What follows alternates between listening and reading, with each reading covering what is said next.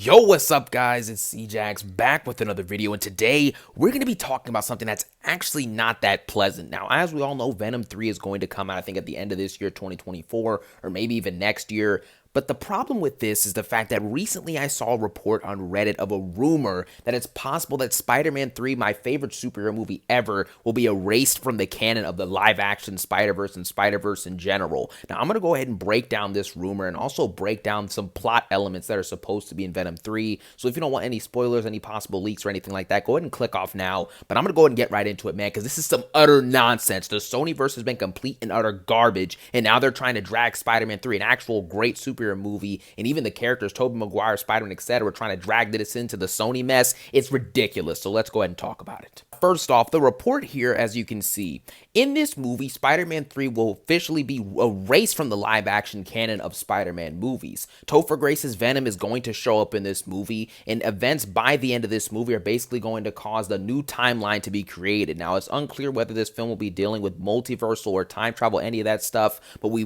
do know that Venom will be coming back home to his main universe after the events of the Spider-Man No Way Home post-credit scene where Eddie was in the other timeline, left a fraction of the symbiote in that universe, the MCU universe, etc. But he'll be back in the main Sony timeline that we know Venom to be in. And in this timeline, I guess, is where these events are going to take place. And I'm assuming that scene where he talks about the hive mind of knowledge, of the Venom symbiotes, I'm assuming that's going to tie in Topher Grace's Venom and possibly other multiversal Venoms or time travel Venoms, whatever the heck is going on. But it's not really clear as to what exactly Spider-Man 3's involvement is going to be in this movie and how they're going to erase it from the canon. But it definitely has something to do with multiversal, time travel stuff, universal stuff, etc. So before I get into the other plot elements of this movie, I just want to quickly talk about the ramifications if we were to see Spider-Man 3 get, erased from the live-action canon of Spider-Verse movies. Number one, Topher Grace's Eddie Brock, I guess, would still exist in live action, and that also means that James Franco's Harry Osborn, one of my favorite superhero movie characters ever, of an iteration of a character ever,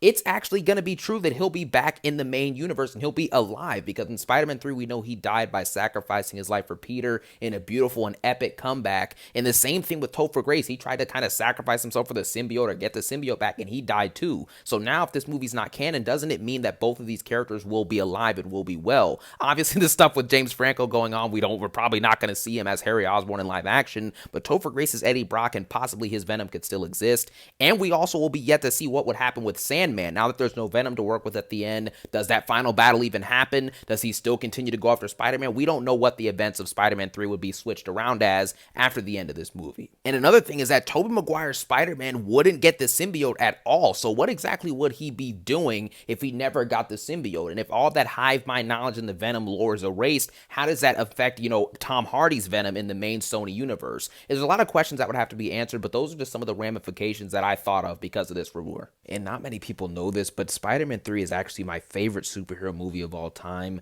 I've seen it over 35 times since I was a kid when I saw it at, I think, like 3 years old or whatever. The deeper storytelling, the themes, the emotion, the character work, this movie is genuinely incredible. Regardless of everybody hating on it for whatever reason, I absolutely love this movie. And to see that it might possibly get taken away out of the canon or whatever means honestly nothing to me, because at the end of the day, I saw the movie. It means a lot to me. I love it. So it doesn't matter. I'm still going to watch it for many years to come. But the fact that they're removing it from the live action canon or whatever is just absolutely stupid. Now, next, I'm going to talk about some of the rumored plot elements for this movie. Now, obviously, these are taken with a grain of salt, as all these leakers say, whatever. But at the end of the day, I found this on Reddit, and it's someone who actually worked as a crew member on Venom Let There Be Carnage and knows Tom Hardy and also, other people who worked on the movie. And he basically was able to talk to someone about what the possible events could be in Venom 3. And this is what this person came up with as a leak. Now, let's go ahead and get into it. First off, as we all know, this sounds pretty accurate. Venom will be returning from the MCU universe as we saw him in the end of No Way Home in the post-credits. He'll be returning back to the Sony Spider-Verse in live action, where Morbius is, we saw Vulture there as well, and Venom is also in that universe. But one of the craziest things about this whole situation is that in this film, they're supposed to dive into the hive mind lore and knowledge of Venom, like he referenced in that No Way Home post-credits. We're apparently going to see other versions of Venoms.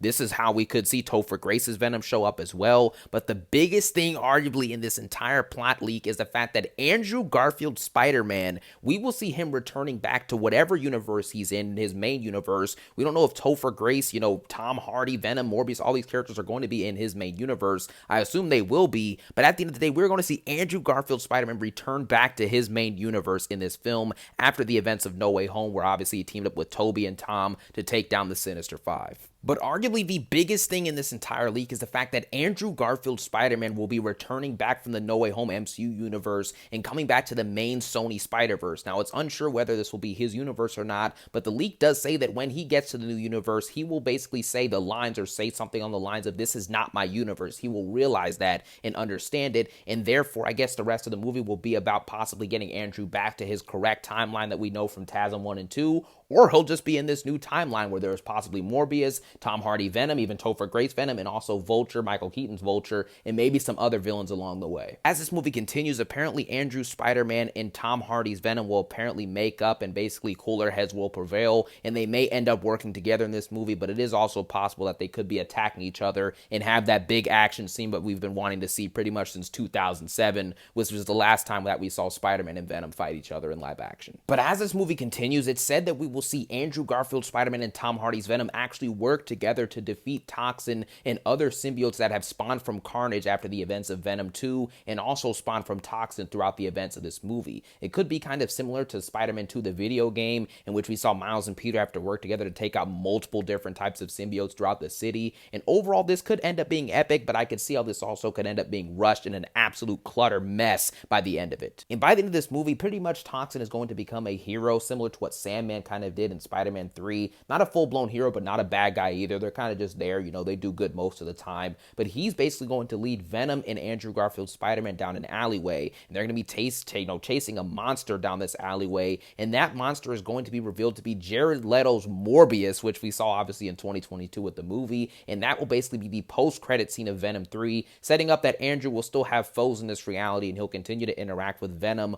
Morbius, and so on and so forth in this timeline. Now, I don't know how I feel about this entire leak. I think that a lot of it is kind of messy, some of it's unbelievable, but I could see Andrew Garfield crossing over into Tom Hardy's Venom reality. I mean, it makes sense. You can't have Spider-Man without Venom, and you shouldn't really have Venom without Spider-Man. And the only Spider-Man that really could work for this universe is Andrew Garfield's, because Tom's over in the MCU, and Tobey Maguire is basically near retirement at this point. So I think this leak could be pretty cool if it's executed correctly and if it's even accurate, but they definitely would need to flesh out the plot more, and this movie would minimum have to be 2 hours to bring back Garfield, flesh him out as a character, explain the whole multiple universes and timeline situation, the Venom hive mind, and also continue the story of Eddie Brock in this movie as well. If they're able to do all those things somehow, even though Sony's never been able to make a good live action movie in years, if they can figure that out, then you know what? Maybe they'll have something good on their hands. Either way, seeing Andrew Garfield's Spider-Man come back would be epic, and seeing him interact with Venom will be cool, but just gotta hope that they're more of adversaries than best buds, because that's kind of corny to have a Spider-Man and Venom buddy cop movie.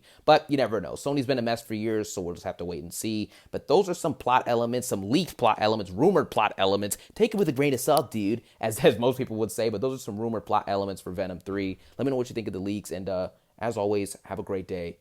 Peace out.